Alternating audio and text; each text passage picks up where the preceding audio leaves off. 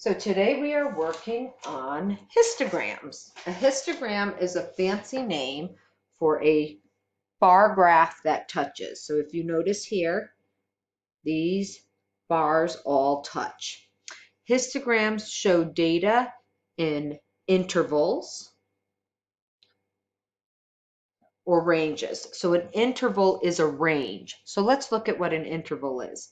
This right here, 1 to 5, 6 to 10, 11 to 15. Those are all intervals or number ranges. So when you see a histogram, that's what you're going to see. They are very similar to bar graphs because the bar touches. Actually, they are bar graphs with touching bars. And they're similar to dot plots because they represent the overall spread and shape. So this is spread from 1 to 35. So it's, fairly spread out, but with most of the data in the middle. And the shape is fairly or somewhat symmetrical. When do we use histograms? Well, we can use them for grades because those are in intervals. We can use them for decades because those are groups of 10 years. We can use that for ages. So ages, age ranges. So we're going to go ahead and figure out how to read this histogram. Okay. So the first two questions are grouped together. So we're going to actually do those at the same time. Well, actually, we're going to do B to answer A. It just makes so much more sense. So let's take a look. I take a look at my histogram and I need to write down how many scores are in each of these intervals. So for 1 to 5, it's 1. 6 to 10, there's 1. From 11 to 15, we have 17. From 16 to 20, which is our most common, there's 34. For 21 to 25, we have 28. For 26 to 30, we have 16. And for the highest, we have 3, 31 to 35 of national ACT exam scores. Here's our scores. Those are the number of scores that we just wrote down. So how many scores are included in the data? Well, we add all these together to get this. So when I add them together, I end up with 100 scores, which makes it really nice for solving for percents with this. So which range of scores represents 17%? Remember, 17% is 17 per 100. So we already know we have 100 as our denominator. Do we have something in our scores that says 17? Yes, and that happens to be the interval 11 to 15. So that's my answer.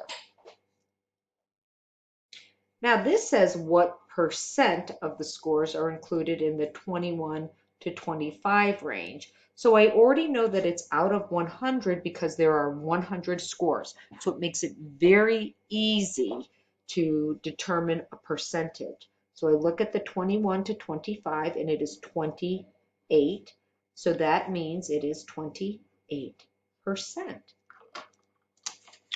Now over here, I'm looking for 2 scores that make up more than, and it will say score ranges that are greater than 60 because it's 60%, and 60% is going to be scores greater than 60. So I look at my data, and here it is, and I'm going to take 2 different intervals. I'm going to take these 2 because when I start to add them mentally, it looks like it could work. So 16 to 20, that is 34. And then 21 to 25 is 28. When I add these 2 numbers together, I actually end up with 62. And if I were to plug that in, 62 is greater than 60. So my answer is these two score ranges. How does the number of scores between 11 to 15 compare with 26 to 30? So I'm going to go ahead and write these down. And now I'm going to just locate what that information is. That was 17 and 26 to 30. I'm going to go back up here. It says 16. Well, looking at this right away, I already know that 17 is greater than 16, so that's one comparison. And I also can state that 11 to the 15 range has one more score.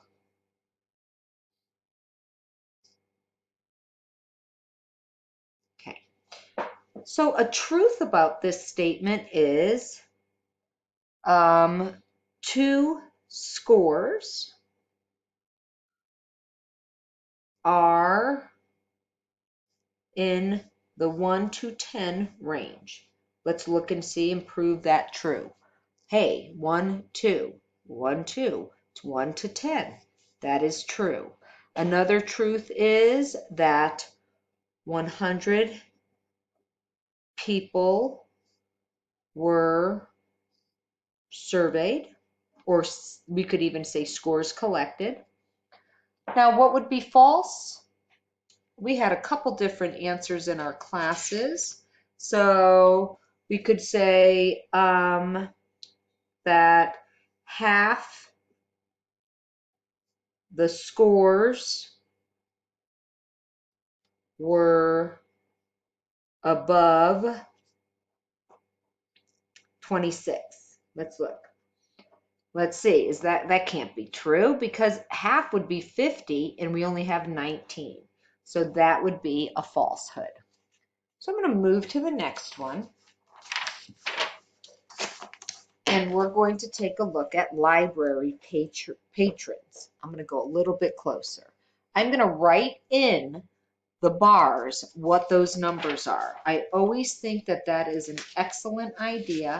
So please make sure you do that as well so that you can keep track and you can look at your data a lot easier. So this one is 8. This one has 15 if you were to measure across.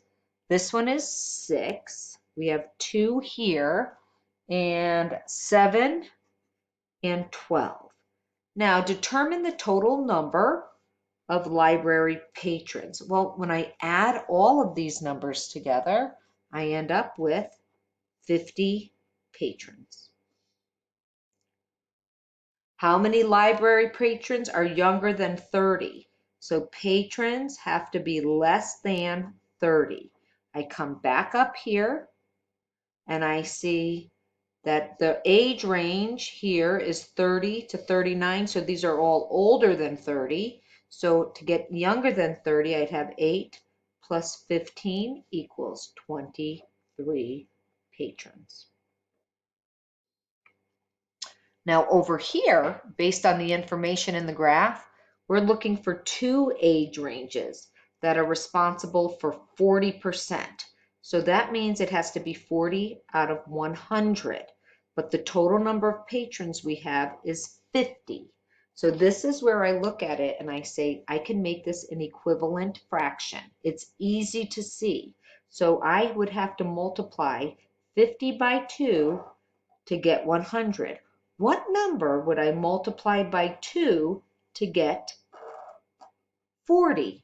Yes, you are right. It is 20. So now I need to find two age ranges that equal 20. And when I go back up to look, it pops in my face 12 and 8. 8 plus 12, it does equal 20. What are those age ranges?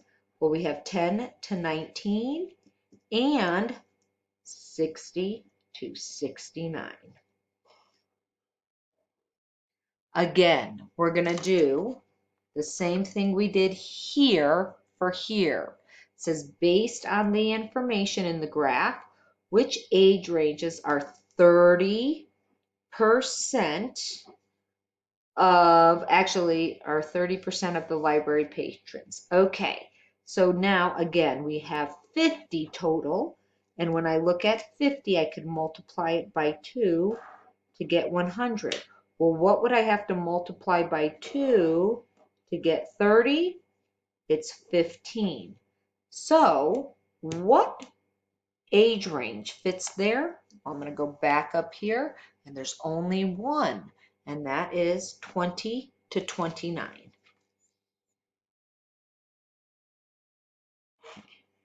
So now what you should do is stop the video and answer these questions and see if you are accurate.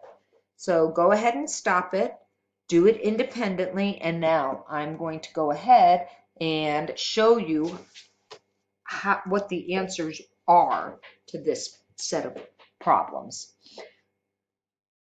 Welcome back. So I'm going to first fill in all my bars with the amounts, and this way I can easily refer back instead of trying to look across. They're all right there. So how many runners between 3 and 4 and 9/10? So I need to add these up. And that equals 20. Now, I'm going to look at the next one. We have to see how many runners run less than 4 miles. So run less than 4 miles. So let's take, and that's each week, of course. So this is where we're looking at less than. Oh, and because my variable is on the left, I know I'm going to be looking this way on my chart. So I'm going to find 4 miles, and it has to be less than. So that means I'm going in this direction. I'm going to add all those numbers up. 5 plus 5 plus 10 plus 8 equals 28. Now, I'm going to come to this one. We have to find the best statement, okay? So this says 25% of runners surveyed run between 4 and 4 9/10 each week. Is that true? Well, how do I find that out? Well, I find the percentage. So I take the total number in 4 to 4 9/10, which is 12, and I put it over the total amount of people running or surveyed, and that would be 40. What that ends up being is 3/10. Yes, you can use your calculator. Now I want to turn this into a percent. And if you recall back in the day, how did we do that? Well, we moved the decimal 2 spaces to the right, and we added the percent sign. And this becomes 30%. Well, 25% does not equal 30%, so that's wrong. Now this one says 1/3, so I'm going to write 1/3 here. It says 1/3 of the runners surveyed run 2 to 2 9/10 miles each week. Well, let's figure that out. I'm going to look at the 2 to 2 9/10, and I come up here, and that's 10. So I write it as 10 out of 40, because 40 is the total number of runners. This numerator and denominator share the factor 10. It's the greatest common factor. When I simplify, I end up with 1/4. Now I'm comparing it to 1/3, and it does not equal it, so that can't be true. Now here it's giving me 1/5, so I'll write that down. And it says 1/5 of the runners run between 3 and 3 9/10 miles. I'm going to look up here. So I have 8. So 8 out of a total of 40. Guess what? When I simplify this one, they both share the common factor, the greatest common factor, 8. And I end up with 1/5. 8 divided by 8 is 1. 40 divided by 8 is 5.